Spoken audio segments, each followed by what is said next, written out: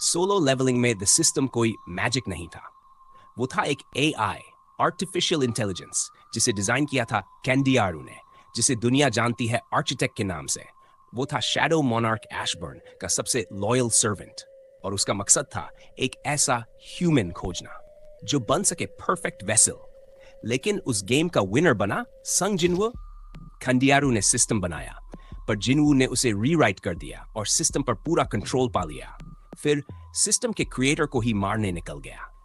This wasn't just power, it was evolution.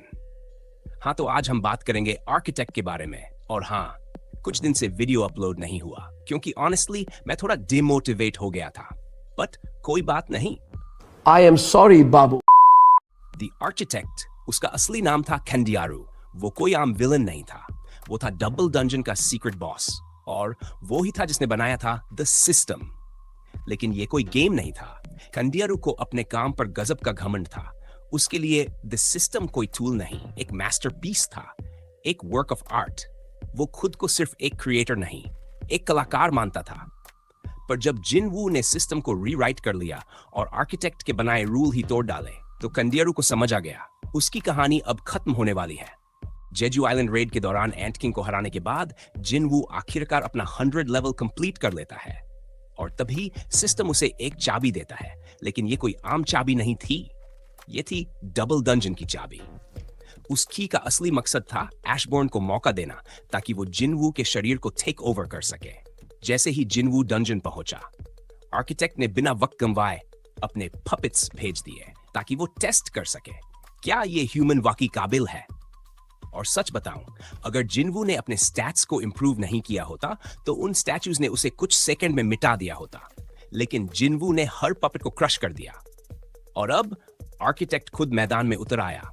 उसने खेल को और दिलचस्प बनाने के लिए एक 10 मिनट टाइमर सेट कर दिया। अगर तू मुझे नहीं हरा सका तो सिस्टम खुद तुझे मार देगा।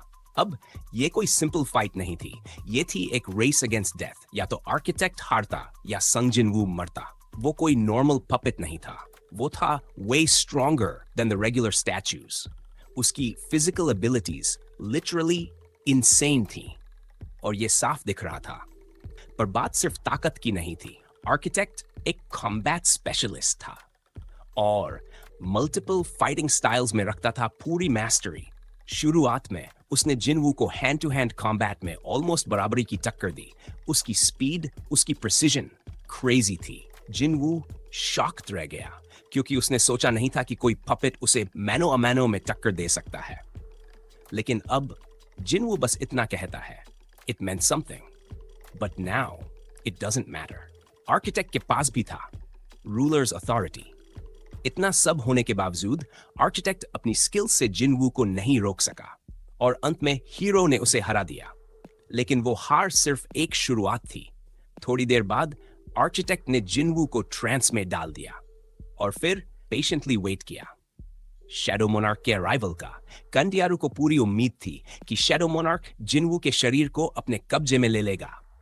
लेकिन उसके लिए यह था एक बड़ा शॉक, क्योंकि जिनवू ने न सिर्फ खुद को मुक्त किया बल्कि उसने एशबॉर्न का काला दिल भी क्लेम कर लिया। आर्किटेक्ट को समझ आ गया कि अब उसे वो सब भुगतना होगा जो उसने कभी नहीं सोचा था। उस इंसिडेंट के बाद द आर्किटेक्ट फाइनली रियलाइज कि शैडो मोनार्क अब उसे बिल्कुल नकार चुका था। अब वो डर चुका था फॉर हिज लाइफ। उसने सिस्टम को ओवरराइड करने की कोशिश की और संग जिनवू की सारी पावर्स चुराने की कोशिश की। लेकिन एशबॉर्न उसे पहले ही सिस्टम से लॉक आउट कर चुका था।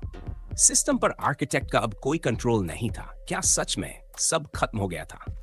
अब कोई और रास्ता नहीं बचा था। No escape, no power, no backup. बस गुस्से से भरी एक चीख, a scream of rage echoing through the dungeon, और फिर जिनवू ने एक ही वार में आर्किटेक्ट को मार दिया गया।